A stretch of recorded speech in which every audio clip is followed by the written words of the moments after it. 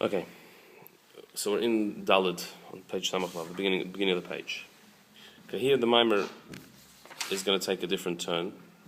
So we're not going to go into what we spoke about. We're just going to go into what we're doing, and it'll come together. The Lehovin zebehek demashakasav yaduch Hashem kol masecha v'chasidecha yivarchucha.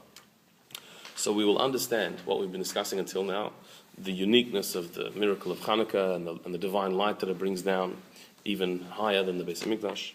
It'll all be understood by analyzing a pasuk. The pasuk says, "Yaduch Hashem kol masecha v'chasidecha yivarchucha." It's in Ashrei. We say it every day, which means Yaduch Hashem kol masecha v'chasidecha yivarchucha means that all of your creations will thank you, or will recognize you, will acknowledge you, and your pious ones, your Hasidim, will bless you. Right? So all your creations, Kol Masecha, all your creations will thank you, or acknowledge you, but your pious ones will bless you. That's the pasuk. So, Umvar Admir Marashab, so the Rebbe Rashab, in his Maimer Pod of Shalom, which is a part of his series of Maimarim known as Ayin Beis, which the Rebbe himself said a Maimer based on that Maimer on Yutas Kislev in the same year, Tavshin Chavav. The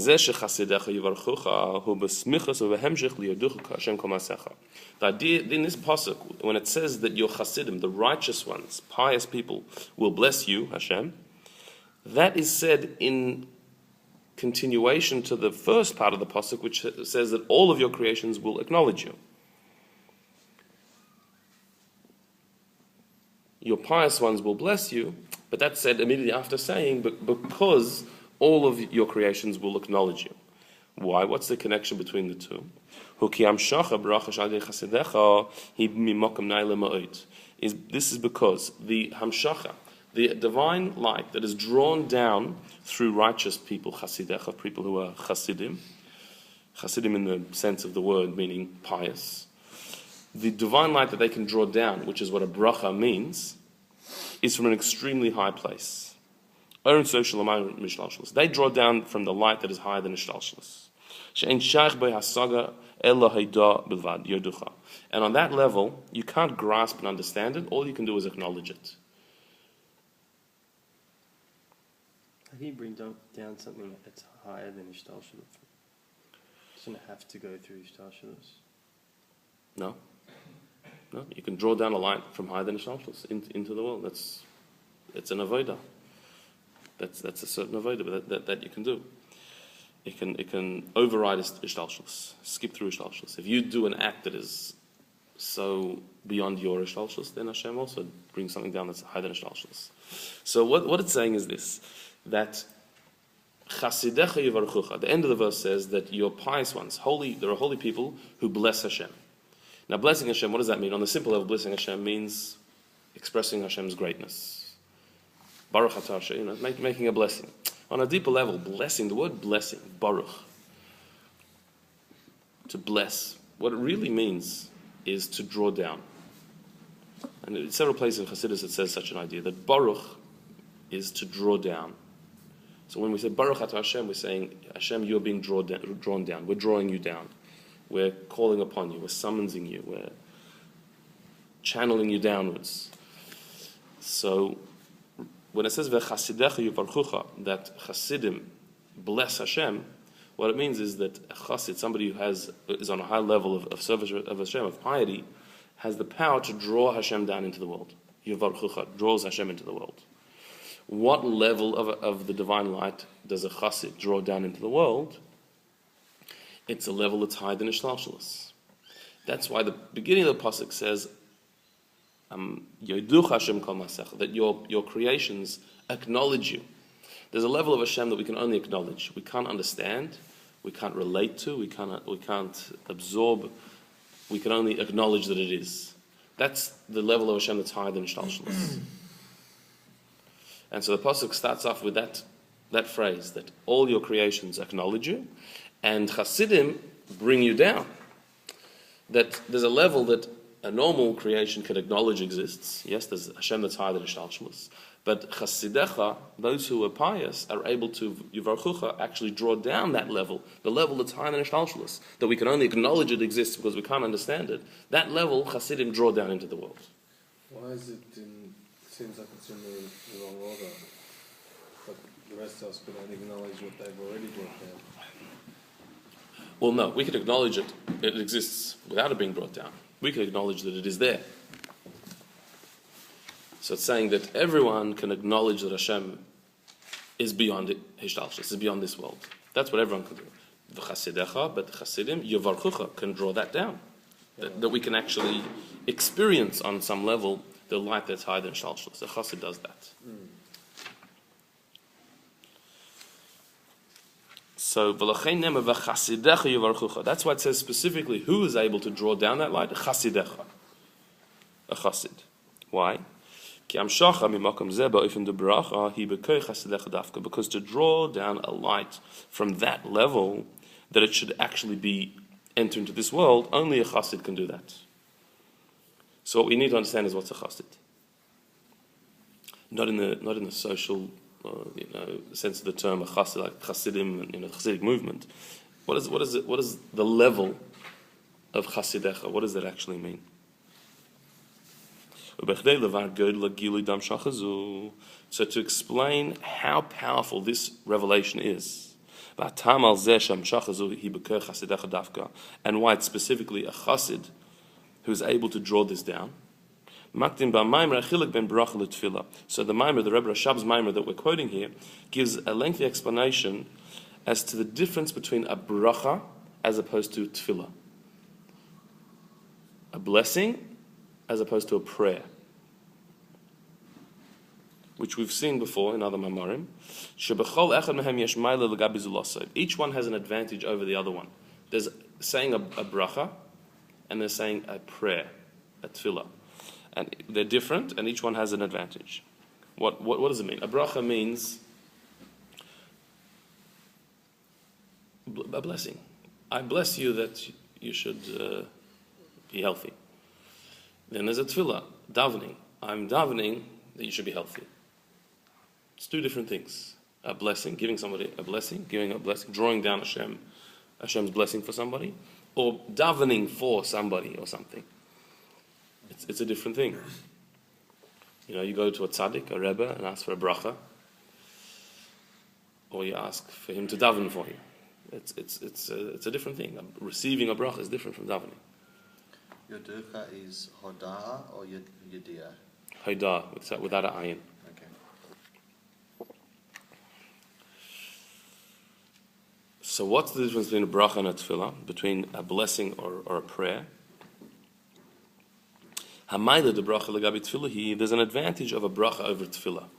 The tefillah him milamata lamayla. Because tefillah, a prayer, is from below to above.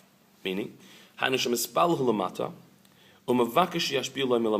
one who's davening is down here in this world, requesting from above that a blessing should be sent down, that some type of response should come down. So you're down here asking for a blessing from above. But a blessing, a bracha, is milamayla lamata, from above to below. Meaning, somebody gives a bracha, meaning somebody who's able to give a bracha, somebody who has the power to bless, is standing in a place higher than the source of the blessing that he wants to bring down. And so it's like he's pushing it down from above to below. Again, when you daven for something, who can daven for things? Who can ask Hashem and daven for something? Anyone. Anyone can daven. And what are you doing? You're saying, I'm down here in this world. There are blessings, or there's divine bounty up in the heavens. I'm asking Hashem, please send me some down. I need a job. I need health. Whatever it might be, I'm asking for the blessing to come down. I'm down here, requesting for it to come down from there. That's a prayer, tefillah. What is a blessing? Who can bless? Who can give a bracha? So really anyone can give a bracha, but the power to bless, not everyone has. Meaning that your blessings should be fulfilled. Not everyone has that power. There are certain people who have the power to bless. Kohanim can bless. Tzaddikim can bless. You're talking about blessing another person. Yeah. The birthday person. People get Right, on carried your away birthday, with that you have a power to bless. So there are, and you know, and there are, and it says you shouldn't take lightly the blessing of a simple person. It might work, but the ability to give a bracha, and it should happen, like this is going to happen, that's not everyone has. Tzaddikim have that. Like, you know, there were some people who came to the Rebbe for a bracha and he didn't give it to them. He didn't give them a bracha. Why not? Because giving a bracha means it's going to happen. It's not just a nice thing to say. So the bracha, the power to bless means that you're standing on a level that is higher than the source of the blessing. You're up there spiritually. And you can see, okay, here's the blessing that person wants, and I'll send it down to you. So a Rebbe is somebody who's down here in this world, but they're really up in the higher realms. Their level is higher than the blessing. So therefore they can send the blessing down. It's really milamayla lamata. It's from above to below. Unlike prayer, which is you're down here asking for something up there, a bracha is from above to below. I'm sending down the blessing.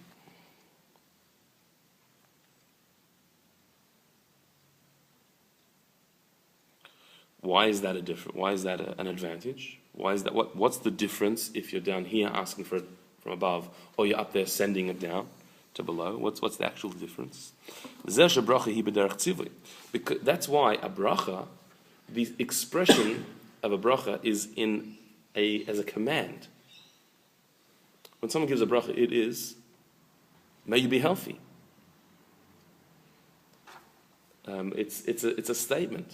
It's not, please God grant health. A bracha is, sei gesund, be healthy. Like, it's a command. How can you command a bracha? Because the one giving the blessing is on a level that's higher than the blessing. He's standing in a place that's higher than the source of the blessing. So he can command it. He can make a command. He can make a statement. It will happen. It's not a request, it's a command. So therefore it's much more powerful. A prayer is a request. Please Hashem, can you do this? A bracha is a command. This shall be done. You can only do that, you can only make such a command if you have the authority. Meaning you're on that level that can manipulate the divine blessing to come down. As opposed to someone who's not on the level can pray, can ask. You can always ask. The answer may be yes, maybe no. It's not. You can't tell Hashem what to do. A tzaddik can.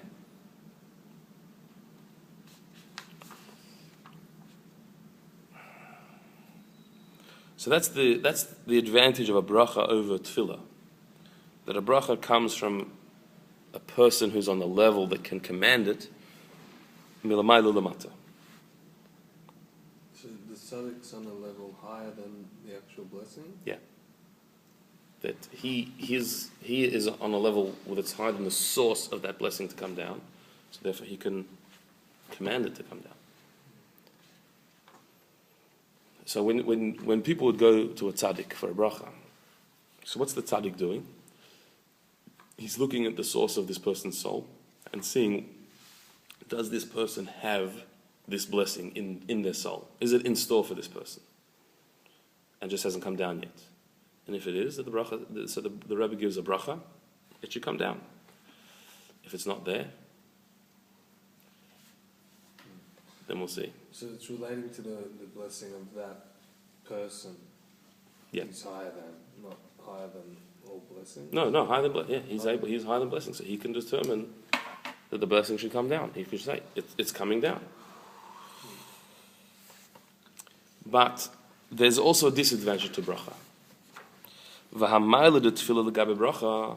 See, we start halfway down. De tefillah is the first word on the line. De tefillah legabe bracha. The advantage of prayer over blessings, even though prayer is a request as opposed to a command. The Inyan bracha ula hamshich mashikvan nimtze bahamakar v'loy davar chadash.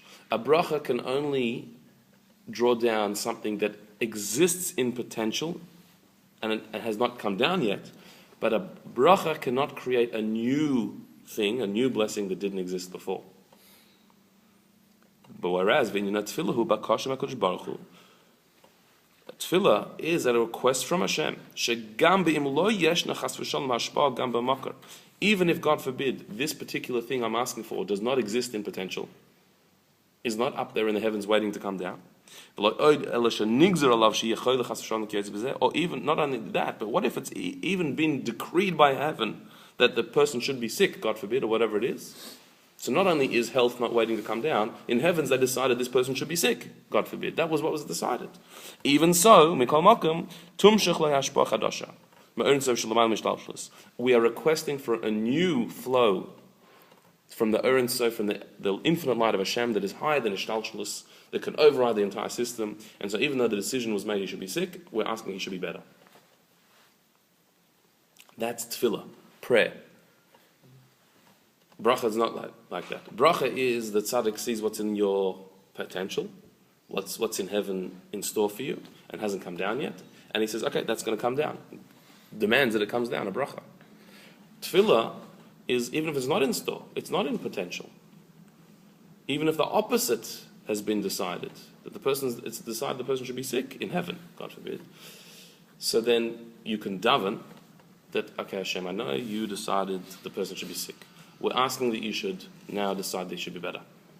It might be too complicated, but does that person not literally have to, through their tefillah, become a different person? Because that thing that was decreed must, unless something changes, it must be fulfilled. So it is complicated. We don't know what needs to be done. Sometimes it could be that there needs to be a complete change in the person, so therefore a new blessing can come down. Yeah. Maybe the whole reason why it was decreed the person to be sick was in order for there to be davening, and the davening has resolved the problem. But the power of tefillah, of prayer, is that you're actually asking for something new. Sometimes what you're asking for was not in potential. You're asking Hashem, please decide now that this should happen, even though until now you had not made that decision.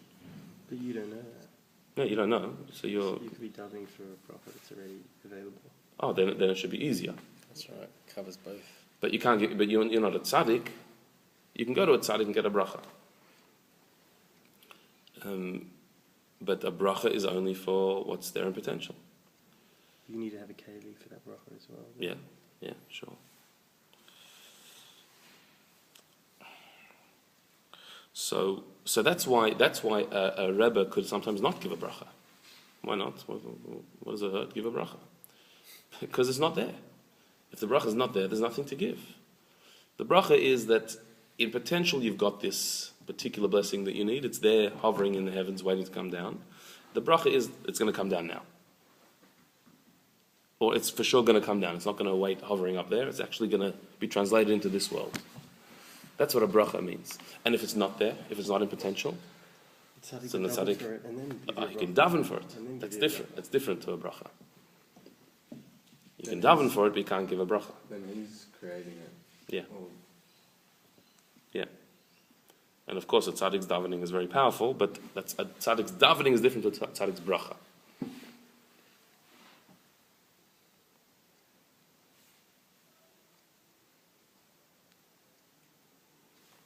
And that's why many times in our davening, there's a phrase we say, Yehi Ratzon. What does Yehi Ratzon mean? The Pirush Yehi Ratzon, Hu Sheyiyad Ratzon Chadash. What it means is, let there be a will. Meaning, there wasn't before. Let it be your will, Hashem. It wasn't your will now, so I'm asking you, Hashem, please make it your will. So that's creating a new will, a will that wasn't there before. That's what Yehi Ratzon means, which is an unbelievable thing to say. We're asking Hashem, you didn't want this till now, please want it now. May there be a will. May it be your will. So that's a tefillah. That's a prayer. Didn't we say Yehi Ratzon of Shibana Beis Hamikdash that it wasn't Hashem's will that he should? No, that should be now. B'meira b'yameinu. It is his will, isn't it? I don't know. Maybe he's decided the Beis Hamikdash shouldn't be built now. Should be built later. No, we want it now.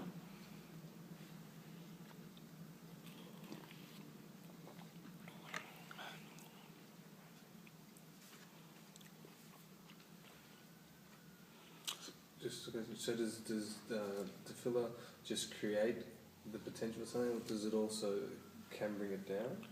Well, Like you don't need the tzaddik to, like you put the prayer up there and you don't need the tzaddik to bring it down. It can come down. it can, but there are certain pitfalls on the way that it might not come down.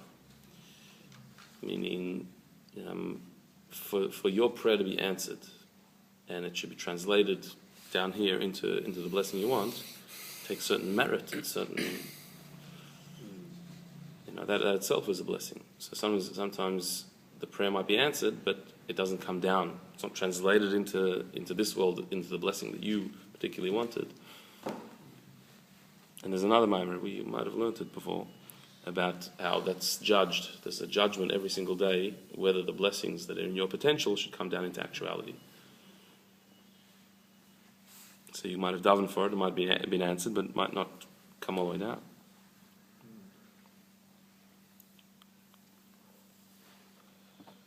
So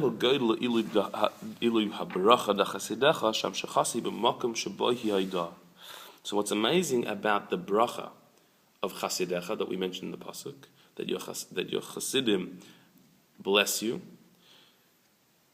What's amazing is that the chasidim have the power to bring down hamshacha from a level that is a haidah level, a level that can only be acknowledged and not known. There's two advantages, there's two special features of this bracha. That they're able to be mamshich, draw down from a level that's higher than ishtalshalus. Meaning they can make a bracha, give a bracha that creates a new ratzon that wasn't there before. Hamayla de tefillah. It's got the advantage of tefillah. But nevertheless, it is not a prayer which is a request, it is a bracha which is a command. Again, the advantage of prayer is you can create something new in prayer, which bracha you can't. The advantage of bracha is it's a command, it's going to happen, whereas tefillah is a request, it might not happen. But then there's a level that's got the advantages of both, the best of both worlds. And that is the bracha of a chassid. Chasidecha yivarchucha means that a chassid gives a bracha from the level of yerducha, from the level that can only be acknowledged, higher than ishtalshalus, which is the place where new blessings come from. Usually, what does it mean? A bracha means something that's already in ishtalshalus, it can be drawn down. Tefillah is that you're going higher than ishtalshalus, that there should be a new thing that's not in ishtalshalus that should be drawn down. But chasidecha yivarchucha, coming after yoducha Hashem kol maasecha, means that a chassid has the power to give a bracha from a level that's higher than ishtalshalus, meaning they can give a bracha that wasn't there before. A new bracha, but it's a bracha, so it's command. It's not a request. That's the best of both worlds, the advantage of both.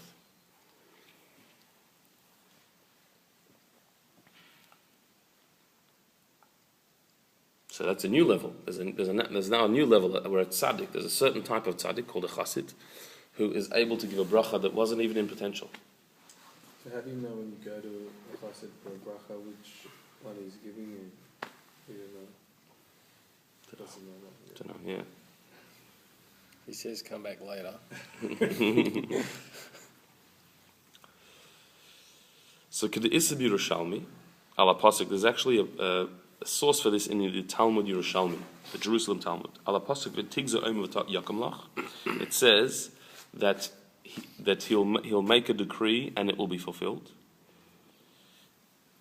On that verse, the Gemara, the Talmud Yerushalmi says, "Afilu hu Kadosh Baruch Hu Omer Hachin, v'at Omer Hachin, didach kaima, didila kaima." That it says, even if Hashem says this, and you say that, what you say is fulfilled, what I say is not fulfilled, says Hashem. So, in other words, Hashem says, I make a decree. Then a tzaddik disagrees with the decree and says that it should be different. Says Hashem, what you say will be fulfilled, what I say will be cancelled.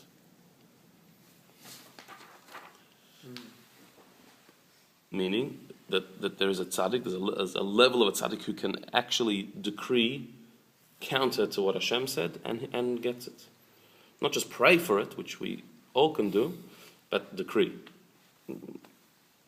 Bracha.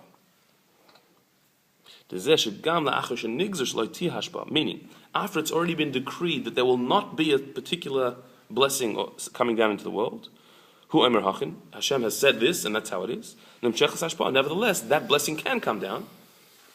And that's through drawing down a new will in Hashem, which is the power of prayer, but in this case, it's through a blessing, not through a prayer.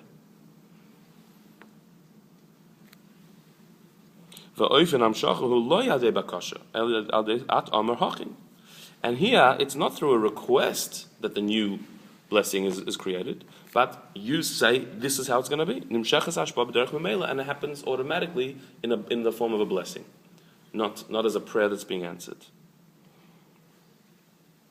A similar thing is said in the Zohar, that Reb Shimon Bar Yochai caused it to rain in the middle of a drought through saying words of Torah. Which here again is an unusual thing. It was a drought, which means that for whatever reason it was divinely ordained that there's no rain. The people that prayed for rain didn't happen. Like it was a drought in Eretz Yisrael. And they came to Reb Shimon Bar Yochai and he gave a drasha, he gave a shir. And that shir caused it to rain. He didn't daven. He taught Torah and he caused it to rain. That's what it's a story in the Zohar. What's going on? In order for it to rain, after there's been a divine decree of drought, you need to create a new ratzon, a new will in Hashem. And how do you create a new will in Hashem? Davening. And so when there's a drought, there's fast days and there's extra davening, and that's what you need to do. Nevertheless, through the saying words of Torah of Reb Shimon Bar Yochai, there was a new drawing down of blessing, of rain, and it happened in an automatic way. He didn't have to ask it directly, he just taught Torah and that brought it down. That's an even higher level. That's even higher than bracha. He didn't even have to give a bracha, he just taught Torah and that brought down the blessing. So we see there is an idea that there are certain tzaddikim that can force a blessing to come down, even when that blessing did not exist in potential. When the decree was otherwise. When Hashem's decision went one way, this tzaddik can override that decision, not just by davening for it, which anyone can do, but by a bracha, forcing it to happen. Or in Reb Shimon Bar Yochai's case, by teaching Torah. But there's obviously a limit to what they can do now. Well, they will be responsible. They will think responsibly what brachas. If Hashem said not, it shouldn't come down. Then when should that be overridden and when not? Sometimes they won't. It is a big deal. It's still a big deal to override Hashem's decree. So when he was teaching the Torah, was he trying to override the decree? Or? Well, he was the section of Torah he was talking about the spiritual power of rain. That was the Torah he was. So it was a direct response to the drought. Right. But instead of davening for it, This is how he changed. he taught Torah, and that created a new reality.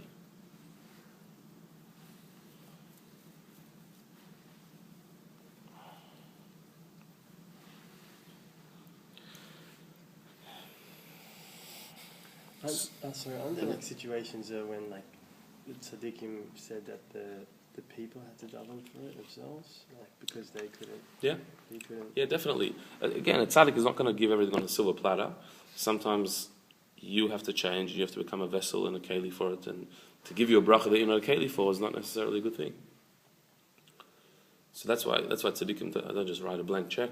They say you've got to do something as well. Yeah. Usually. Yeah. For that bracha to really be a bracha, you've got to create a vessel to receive the bracha. It's got to be received by you correctly. And So yeah, for sure, there's conditions attached.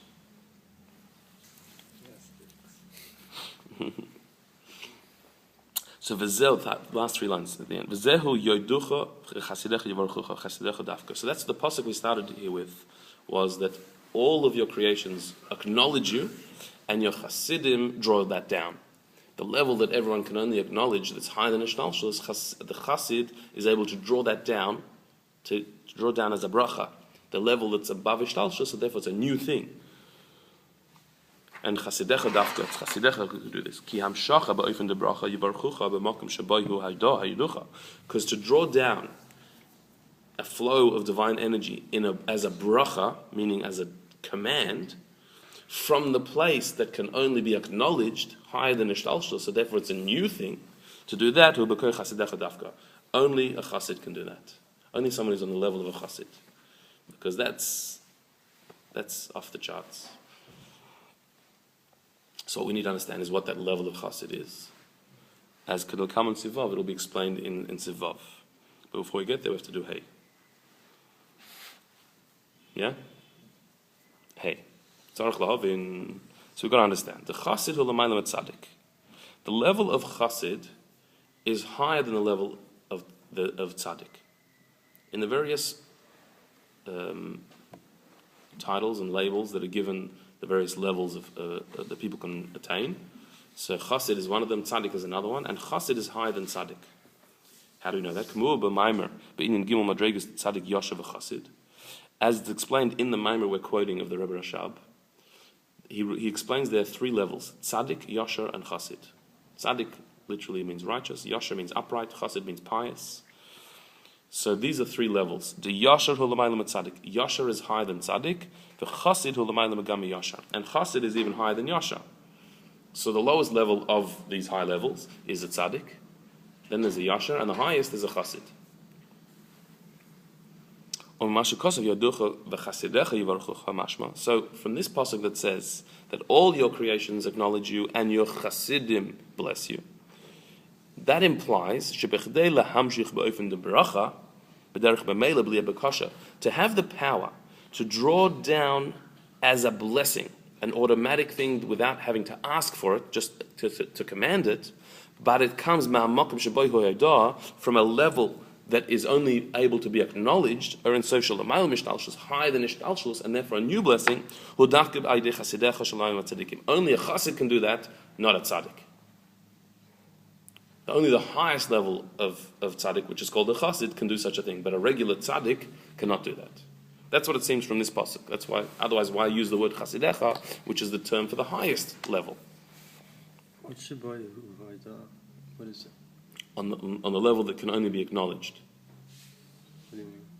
That's higher than ishtalshus, cannot be understood, cannot be grasped, can only be acknowledged that it exists. Right? There's acknowledgement means that you admit it exists. I don't understand it, I can't relate to it, but it is. So that's the level of Hashem that's higher than ishtalshus. You can't explain it, you can't relate to it, you don't understand it, you acknowledge it is. That's what hayda means. So to draw down a blessing, which means a command that it has to happen, from the level that's higher than ishtalshus, that only a chassid can do. That's what the pasuk says, but a tzaddik not. So is the chassid understanding, but still only acknowledging? It's a level that can only be acknowledged. Yeah, it's beyond understanding. So it seems that only a chassid can do that, but somebody who's on a lower level of tzaddik can't do that. But this needs to be explained. We know that there's a famous statement in reference to tzaddikim, not just chassidim, but tzaddikim. Hashem makes a decree, and a tzaddik nullifies the decree. Tzaddik, not just the chassid.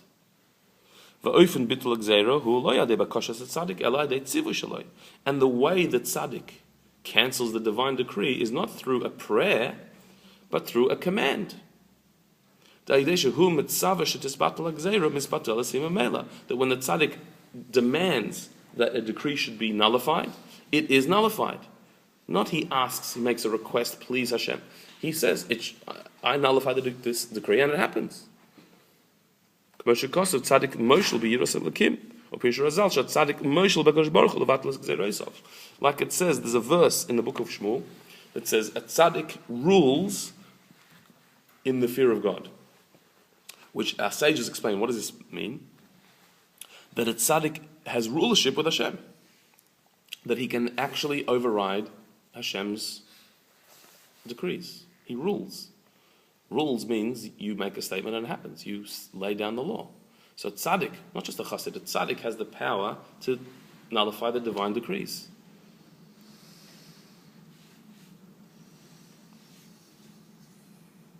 So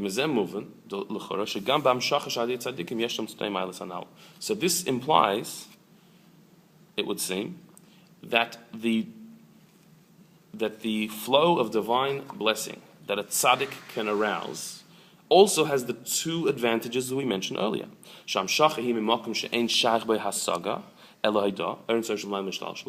That he can draw down a blessing from a place that cannot be grasped and understood and related to, but the level that can only be acknowledged, which means the Ein Sof that's higher than Ishtalshlus. The tzaddik can do that as well because he's making a new decree that Ishtalshlus did not contain. And also he's able to draw that down in a way of command. He can demand that it happens, as opposed to just request that it happens. And therefore it's going to happen automatically in response to what he says. It's not dependent on anything. That is implied from the Gemara that we just quoted that says that Hashem makes a decree and a tzaddik to cancel it. Even a tzaddik. But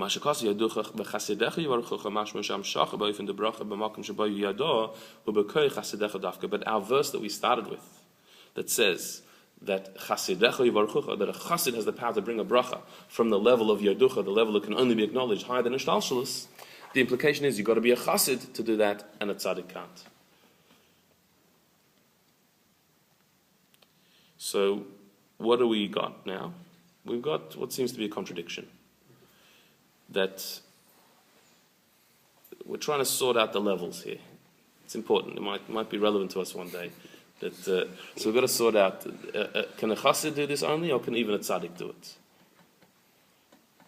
One place seems to say that a tzaddik can cancel Hashem's decrees. Another place seems to say, no, you've got to be a chassid to do that.